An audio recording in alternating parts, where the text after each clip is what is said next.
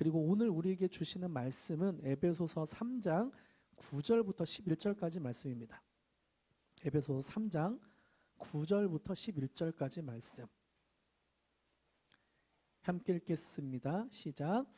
영원부터 만물을 창조하신 하나님 속에 감추어졌던 비밀의 경륜이 어떠한 것을 드러내게 하려 하심이라. 이는 이제 교회로 말미암아 하늘에 있는 통치자들과 권세들에게 하나님의 각종 지혜를 알게 하려 하심이니 곧 영원부터 우리 주 그리스도 예수 안에서 예정하신 뜻대로 하신 것이라. 아멘. 오늘은 우리 교회 이성은 목사님께서 말씀을 전해주십니다. 나오실 때 큰 박수로 하나님의 말씀을 환영하며 듣겠다는 마음으로 크게 환호와 박수로 환영해 주시면 감사하겠습니다. 이성은 목사님 나오셔서 말씀 전해주시겠습니다.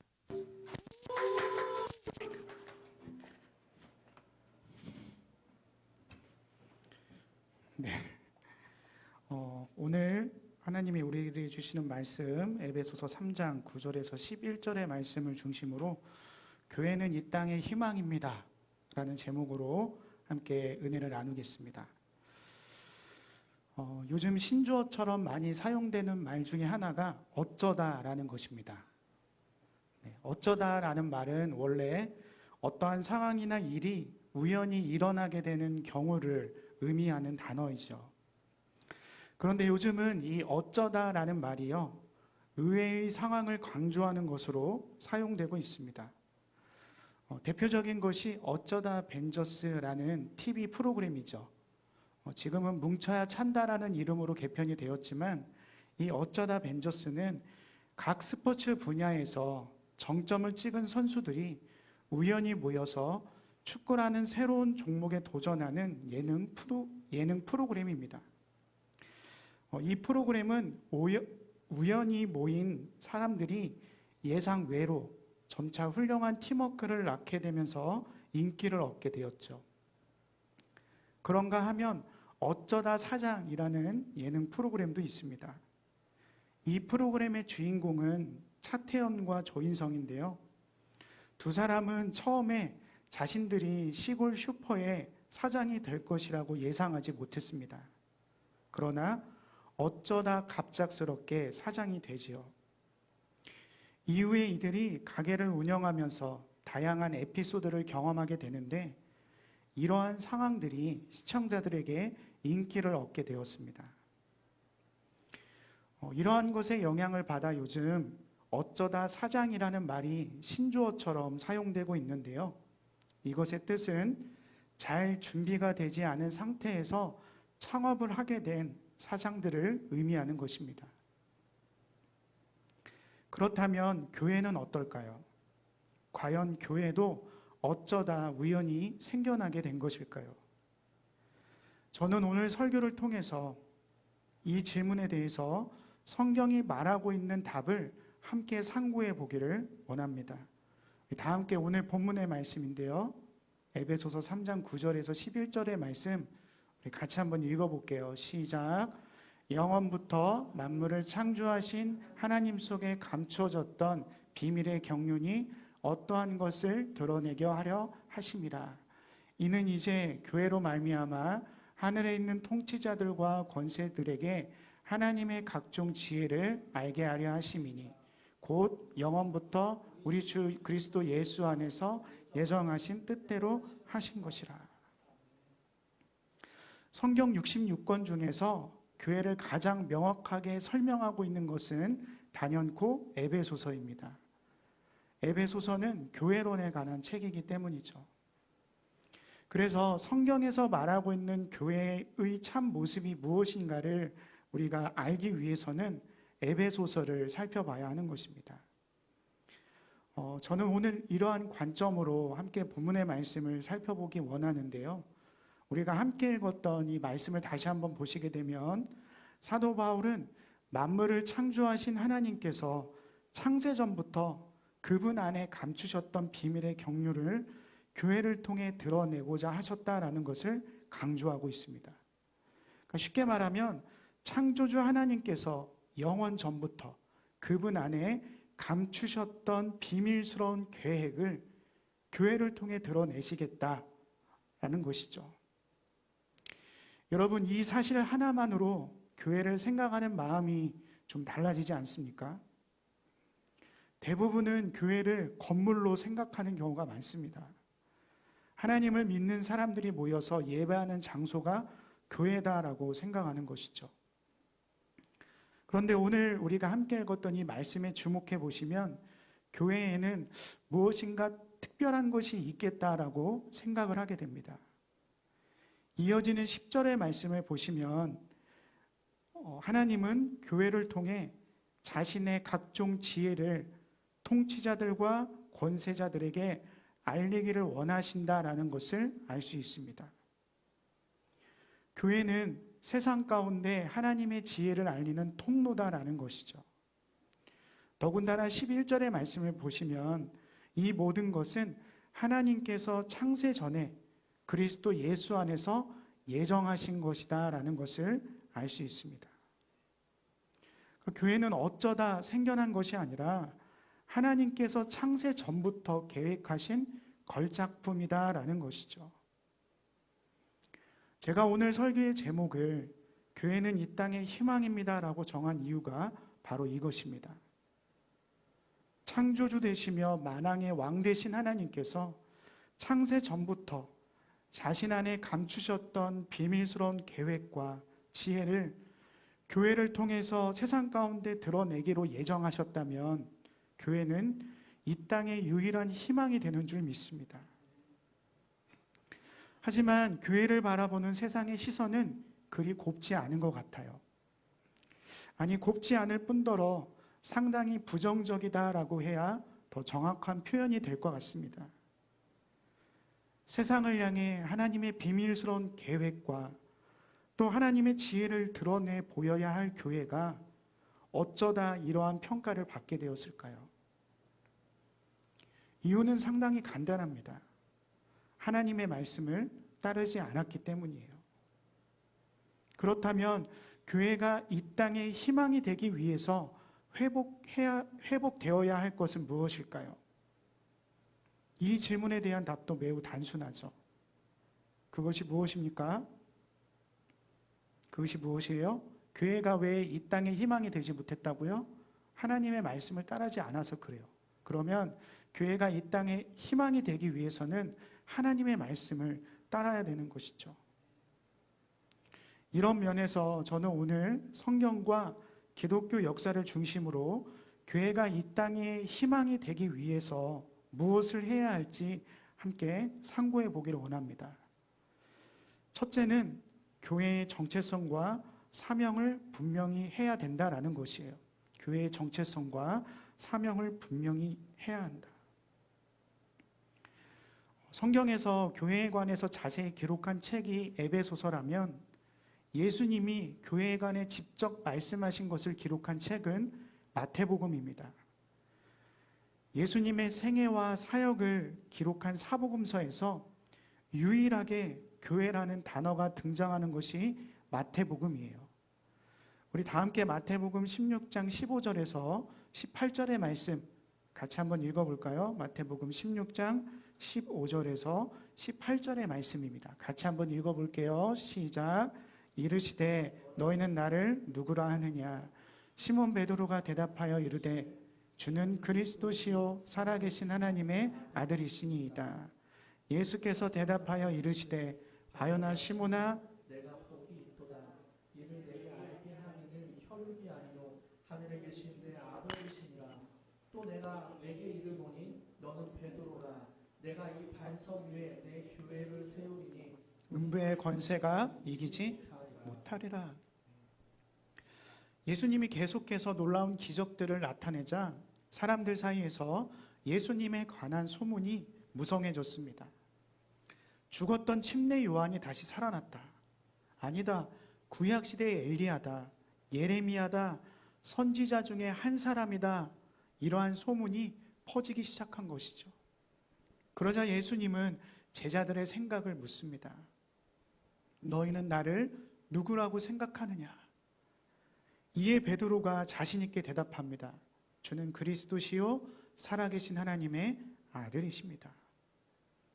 베드로는 모범 답안과 같은 대답을 했습니다. 예수님에 대해 분명하고 정확한 신앙 고백을 한 것이죠. 예수님은 이러한 베드로의 대답을 들으신 이후에 내가 이 반석 위에 교회를 세우겠다라고 말씀하십니다. 여기에서 반석이라는 것은 신앙 고백을 의미하는 것이죠. 교회는 바른 신앙 고백 위에 세워지는 것입니다. 이 부분에서 우리가 주목해 보아야 할 부분이 하나 있는데요. 그것은 바로 교회라는 단어의 원어적인 의미입니다. 마태는 예수님이 말씀하신 교회를 에클레시아라는 단어로 기록했는데요. 이 에클레시아는 신약 성경이 기록되기 이전부터 사람들 사이에서 사용되었던 단어예요. 무슨 말이냐면 이 에클레시아는 성경에만 기록된 것이 아니다라는 것이죠. 마태가 예수님께서 말씀하신 교회를 에클레시아라고 기록한 이유는 자신의 생각과 판단을 따른 것이 아니라 성령님이 그렇게 영감을 주셨기 때문입니다. 성령님께서 예수님께서 말씀하신 이 교회의 정확한 의미를 표현할 수 있는 단어로 에클레시아를 사용하게 하신 거예요. 에클레시아는 화면을 잠깐 보시면 에클레시아는 무엇부터라는 뜻을 가진 에크라는 전치사와 부르다라는 뜻을 가진 동사 칼레오가 합해져서 만들어진 단어예요. 그래서 신약시대 당시에 이 에클레시아는 모임을 의미하는 단어로 사용되었는데요. 불특정 다수가 모인 것이 아니라 어떠한 목적을 가지고 사람들을 불러낸 상태를 의미할 때 사용되었던 단어가 바로 이 에클레시아입니다. 그러므로 성경이 말하는 교회는 하나님이 어떠한 목적을 가지고 세상에 있던 사람들을 불러낸 모임이다. 우리가 이렇게 생각해 볼 수 있는 겁니다. 여러분, 하나님이 왜 이렇게 하셨을까요? 우리가 오늘 본문의 말씀을 살펴보았듯이 하나님은 창세전부터 그분 안에 감추셨던 비밀과 그분의 지혜를 세상에 알리고자 교회로 사람들을 모이게 한 것입니다. 우리는 이 대목에서 교회의 정체성과 사명이 무엇인지를 깨닫게 됩니다. 우선 교회의 정체성이라는 것은 세상과 구별되는 거룩함이에요. 잠깐 우리가 도식을 보시면 알 수 있듯이 교회는 뭐냐면 하나님께서 세상에 있던 사람들을 따로 불러서 모이게 하신 것이 교회이기 때문에 교회는 세상과 철저하게 구별되는 것입니다.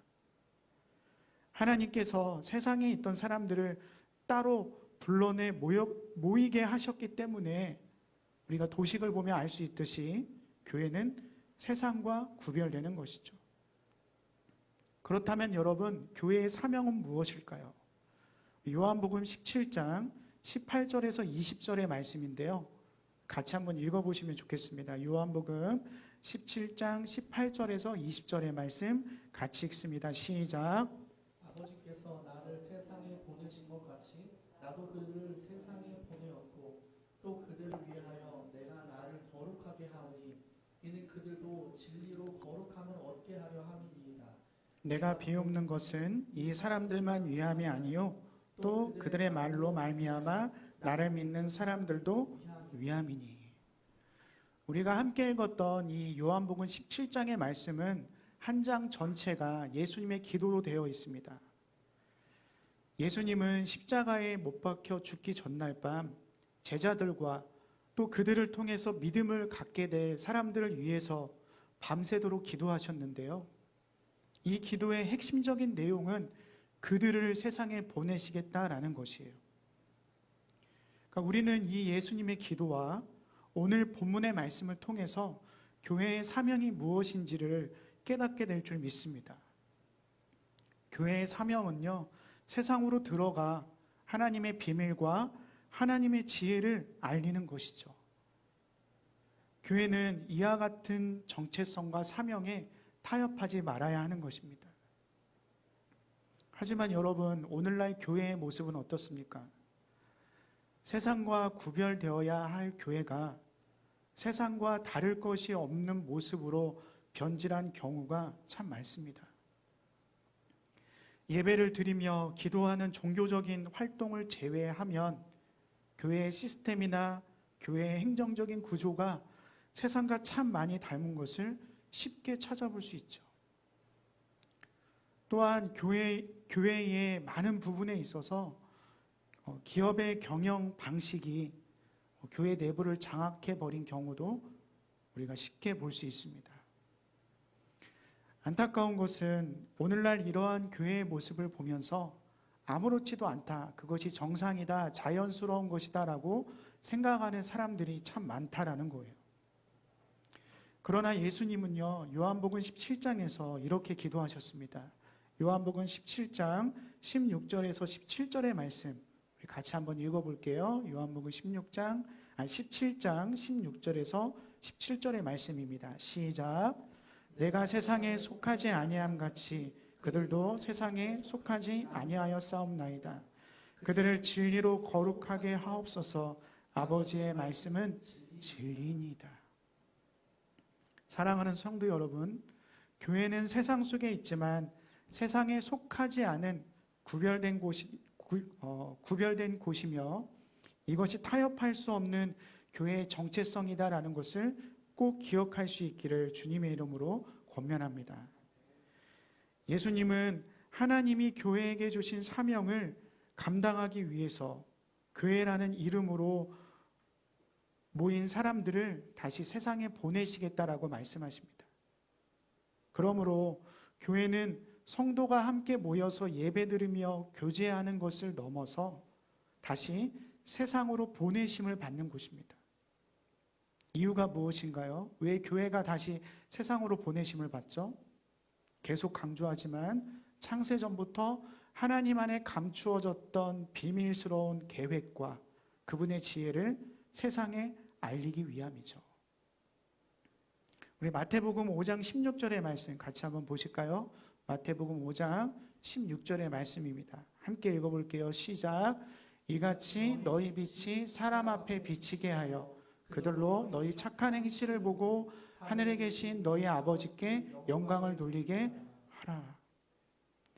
우리가 함께 읽었던 이 말씀은 산상수훈의 한 부분인데요. 초대교회에서는 이 산상수훈을 새신자 교재로 사용하였습니다. 그러니까 산상수훈은 1세기 교회와 1세기 당시의 교회와 또 그 교회를 구성하고 있는 성도들의 삶의 지침서였다라는 것이에요. 그러므로 교회는 착한 행실을 통해 세상을 섬기고 그 일을 통해 하나님 안에 감추어졌던 비밀과 하나님의 지혜를 세상에 알려야 할 사명이 있다라는 것이죠. 성도들끼리 모여서 예배하고 교제하는 것에만 그친다면 교회는 교회로서의 사명을 감당하지 못하는 것입니다. 우리 교회는요, 개척하던 해부터 이 사명을 감당하기 위해 애쓰고 있습니다. 추수감사절과 성탄절 이러한 절기 헌금으로 지역사회와 또 소외된 사람들 그리고 누군가의 도움이 필요한 사람들을 우리가 섬기기 위해서 노력하고 있어요. 이번 성탄절 헌금도 이러한 목적으로 사용될 예정인데요. 이 사역에 모든 성도가 기쁨으로 함께 동참할 수 있게 되기를 권면합니다. 그래서 그 섬김과 착한 행실을 통해 하나님의 비밀과 지혜를 세상 가운데 전할 수 있는 우리 교회가 될 수 있기를, 그렇게 쓰임받게 되기를 소망합니다. 이어서 오늘 본문의 말씀을 통해서 우리가 함께 상고해 보기를 원하는 두 번째 메시지는요, 교회는 그리스도의 몸이다라는 것이에요. 교회는 그리스도의 몸이다. 우리 본문의 11절의 말씀인데요, 같이 한번 읽어볼게요. 본문 11절입니다. 시작. 곧 영원부터 우리 주 그리스도 예수 안에서 예정하신 뜻대로 하신 것이라. 하나님은요, 창세전에 계획하신 일을 예수님을 통해 이루도록 예정하셨습니다. 예수님은 하나님께서 창세전에 계획하신 일을 성취하는 것에 중심이 되시는 것이죠. 그래서 오늘 우리가 함께 읽었던 이 본문의 11절의 말씀은 하나님이 창세전에 감추셨던 비밀을 드러내는 것과 하나님의 지혜를 세상에 알리는 것의 중심에는 예수님과 그분의 몸된 교회가 있다라는 것을 의미합니다. 흔히들 교회를 그리스도의 몸이다 이렇게 말합니다. 성경에서도 그렇게 말하고 있고요. 하나님께서 이 땅 가운데 교회를 건물이 아니라 그리스도의 몸으로 존재하게 하신 것에는 아주 특별한 의미가 있습니다. 우리 에베소서 1장 23절에서 에베소서 1장 22절에서 23절의 말씀 같이 한번 읽어볼게요. 시작. 또 만물을 그의 발 아래에 복종하게 하시고 그를 만물 위에 교회로 머리로 삼으셨느니라. 교회는 그의 몸이니 만물 안에서 만물을 충만하게 하시는 이의 충만함이니라. 성경은 교회가 그리스도의 몸이며 교회의 머리는 예수님이다라는 것을 말하고 있습니다. 여기에는 두 가지 함축적인 의미가 포함되어 있는 것인데요. 첫째, 교회는 어떠한 사람들로 구성되어야 하는가?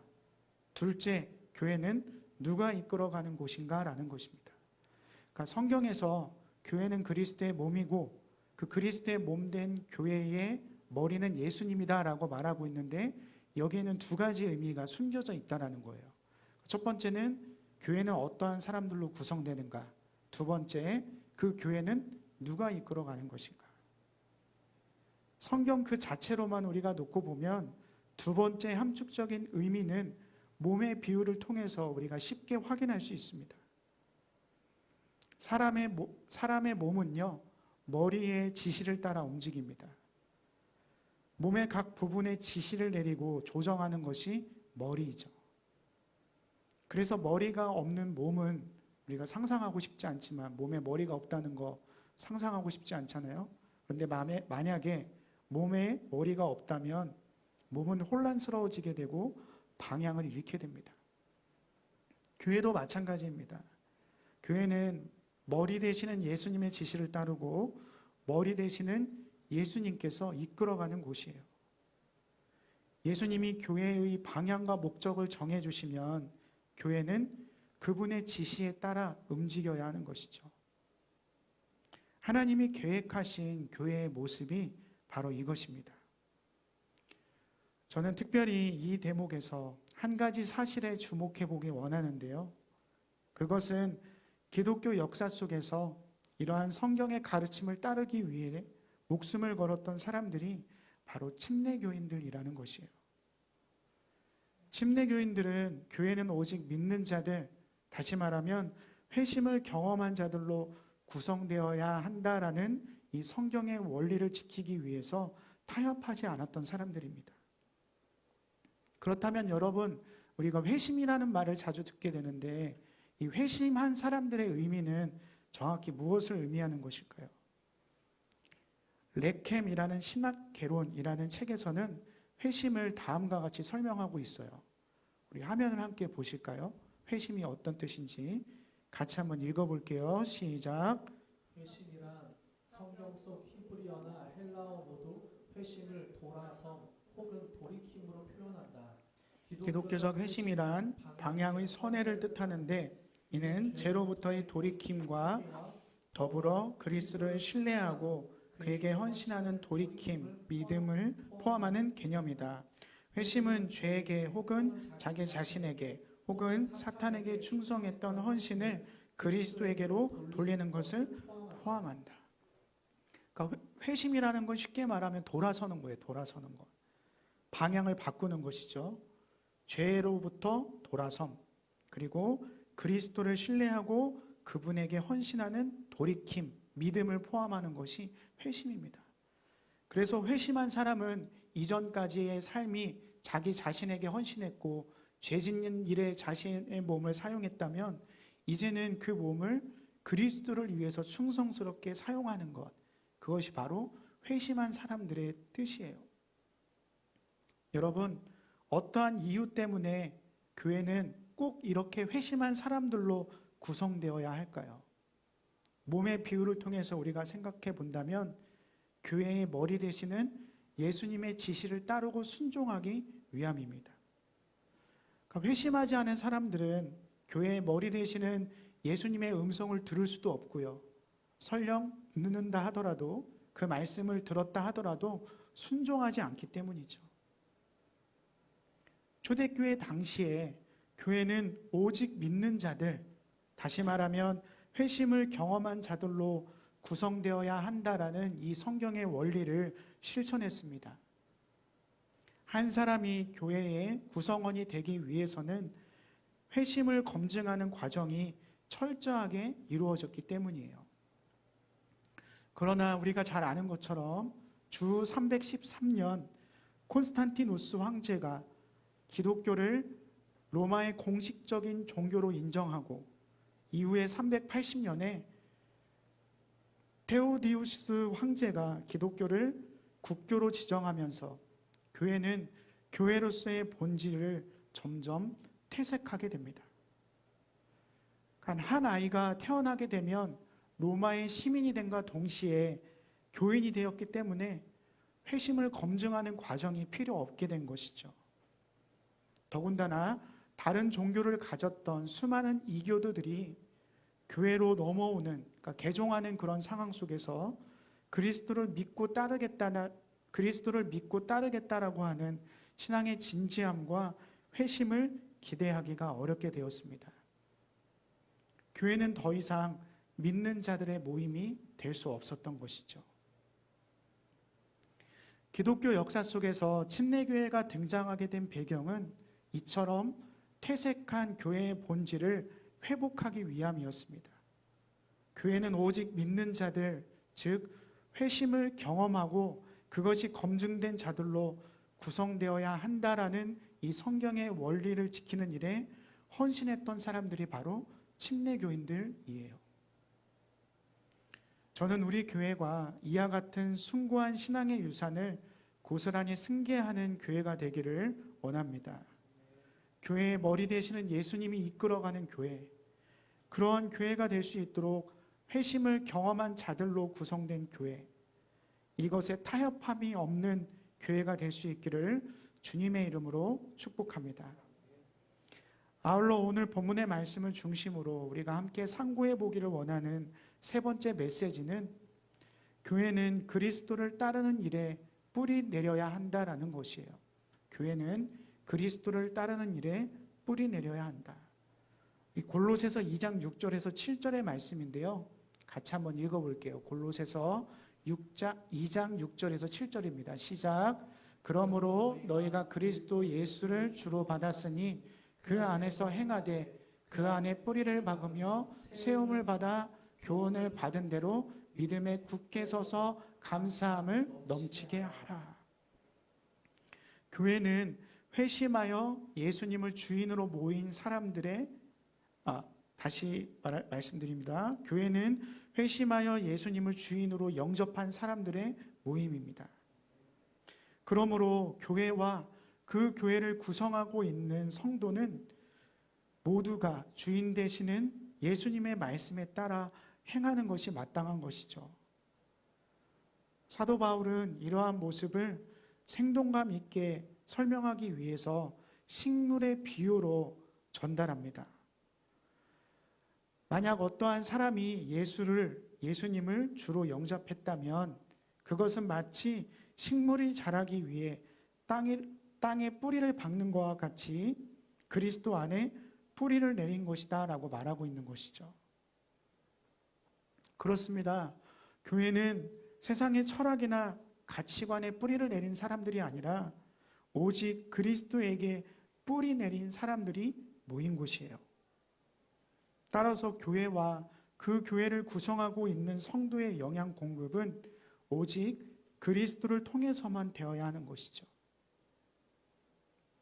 식물이 건강하게 자라기 위해서는요, 땅에 깊이 뿌리를 내려야 합니다. 그러나 땅에 깊이 뿌리를 내린 식물이라고 해서 무조건 다 열매를 맺는 것은 아니에요. 왜냐하면 땅에 깊이 뿌리를 내렸지만 영양 공급을 받지 못한다면 그 식물은 열매를 맺지 못하고 결국에는 시들어 죽게 되기 때문이죠. 이러한 이유로 사도 바울은 세움받다라는 동사를 사용했는데요. 이 세움받다라는 것은 건축 과정을 표현하는 단어입니다. 그러니까 교회와 성도가 예수님을 통해서 계속해서 영양 공급을 받기 위해서는 무엇인가 할 일이 있다라는 것이죠. 왜냐하면 세움을 받다라는 것이 건축의 과정을 설명하는 단어이기 때문에 교회와 그 교회를 구성하고 있는 성도들이 계속해서 영양 공급을 받기 위해서는 무엇인가 할 일이 있다. 사도 바울은 지금 이것을 강조하고 있는 거예요. 그것이 무엇이냐면 교훈을 받은 대로 믿음에 굳게 서서 감사함을 넘치게 하는 것입니다. 화면을 보시면 특별히 7절에 기록된 세움을 받다 굳게 서서 넘치게 하라. 제가 이 부분을 좀 색을 다르게 표현했는데 이 세 분사는 모두 현재형으로 되어 있어요. 무슨 말이냐면 이 세 가지 일이 모두 현재 진행적이다. 끝난 게 아니다. 앞으로 계속 해야 한다. 이런 뜻을 가진 것입니다. 그러니까 교회와 성도가 예수님에게 뿌리 내려서 영양 공급을 받음으로 견고하게 세워지는 것은 교회와 성도의 기초일 뿐더러 계속해서 이루어가야 하는 일이다라는 것을 말하고 있는 것이죠. 우리는 이 대목에서 예수님의 지상 명령을 좀 살펴볼 필요가 있습니다. 교회가 이 땅에 세워지게 된 동기는 예수님의 지상 명령에 순종했던 것이기 때문이에요. 우리 마태복음 28장 19절에서 20절의 말씀 같이 한번 읽어볼게요. 시작. 그러므로 너희는 가서 모든 민족을 제자로 삼아 아버지와 아들과 성령의 이름으로 침례를 베풀고 내가 너희에게 분부한 모든 것을 가르쳐 지키게 하라. 볼지어다 내가 세상 끝날까지 너희와 항상 함께 있으리라 하시니라.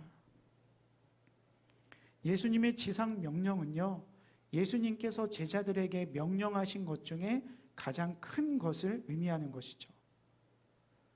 명령은 취사 선택이 아니라 무조건 지켜야 하는 것입니다. 그런데 이 지상 명령에서 핵심이 되는 것은요, 예수님이 말씀하신 모든 것을 가르쳐 지키게 하라라는 것에 있습니다. 다시 말하면 예수님이 말씀하신 모든 것을 가르치고 실천해야 한다라는 것이죠.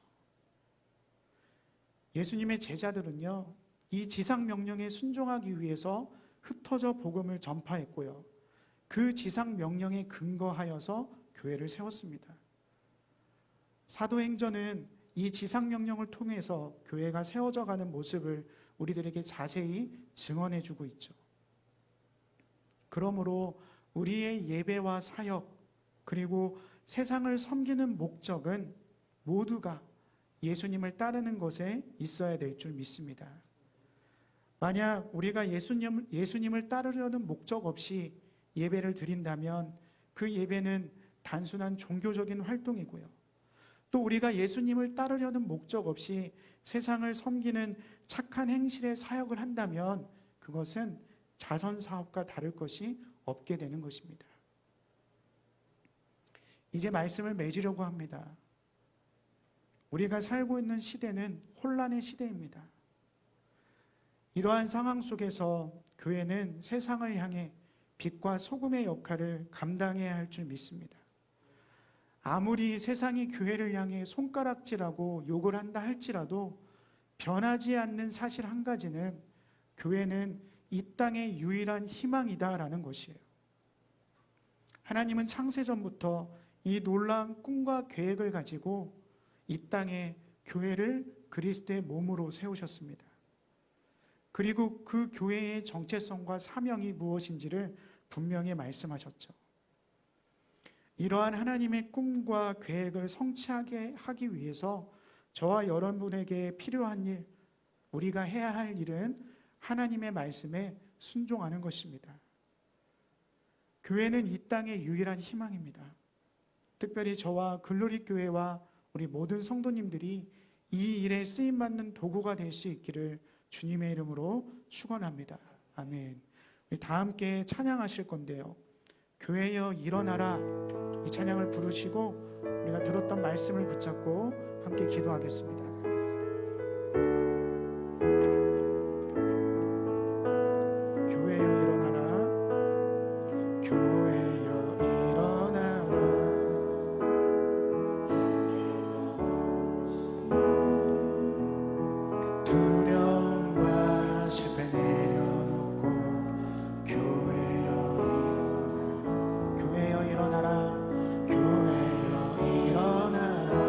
주께서 보내시니 주께서 보내시니 우릴 부르신 사자리에서 교회여. 우리 다시 한번 고백할까요? 교회여 일어나라. 교회여 일어나라. 주께서 부르시니 두려움과 시대 내려놓고 교회여 일어나라. 우린 세상의 빛, 세상의 빛, 하나님의 편지, 주의 교회를 통해 세상이 주를 보리라. 아멘. 일어나라. 아버지 사랑으로, 아버지 능력으로 서로 하나 되어 그 빛을 비추라. 노래하라. 아버지의 사랑을, 아버지의 크심을 이 삶의 노래로 주님을 나타내라. 일어나라. 일어나라. 아버지 사랑으로, 아버지의 능력으로 서로 하나 되어 그 빛을 비추라. 노래하라. 노래하라. 아버지의 사랑을,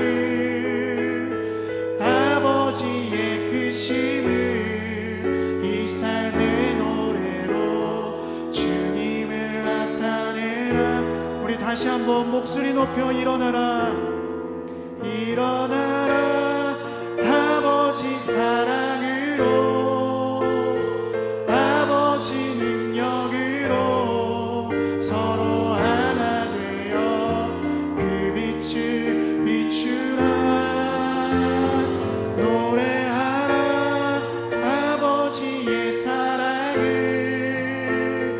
아버지의 크심을 이 삶의 노래로 주님을 나타내라. 일어나라.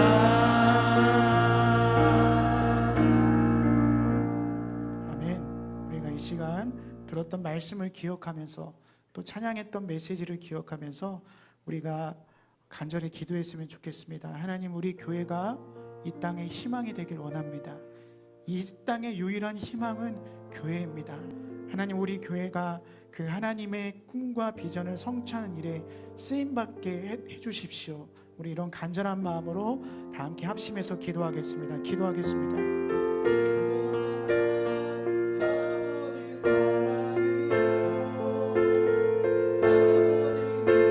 하나님 아버지, 감사합니다. 오늘 말씀을 통해서 이 땅의 유일한 희망이 교회라는 것을 깨닫게 하신 것 감사합니다. 하나님께서 창세전에 하나님의 꿈과 비전을 성취하기 위해서 교회를 택하셨고 이 땅의 교회를 건물이 아니라 그리스도의 몸으로 세우게 하셨음을 하나님 우리가 깨달았습니다. 아버지 하나님이 영광스러운 부르심 앞에 우리가 순종하기 원합니다. 교회의 머리 되시는 예수님의 음성에 따라 움직이는 교회, 그러한 교회가 될 수 있도록 회심을 경험한 자들로만 구성된 교회가 되어지길 원합니다. 하나님, 우리 교회를 사용하여 주시옵소서. 우리 교회가 오직 그리스도에게 깊이 뿌리내린 교회가 되어질 수 있도록 인도하여 주옵소서. 교회의 머리 되시는 예수님을 통해서만 우리가 영향을 공급받기 원합니다. 교회의 머리 되시는 예수님의 말씀에 따라 움직이는 교회가 되어지길 원합니다. 하나님, 역사하여 주시옵소서. 우리 교회를 사용하여 주옵소서.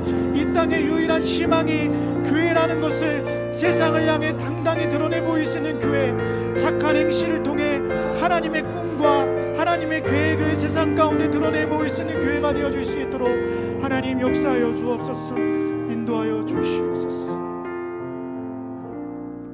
하나님 아버지, 교회는 이 땅의 유일한 희망이라는 것을 오늘 말씀을 통해 깨닫게 하신 것 감사합니다.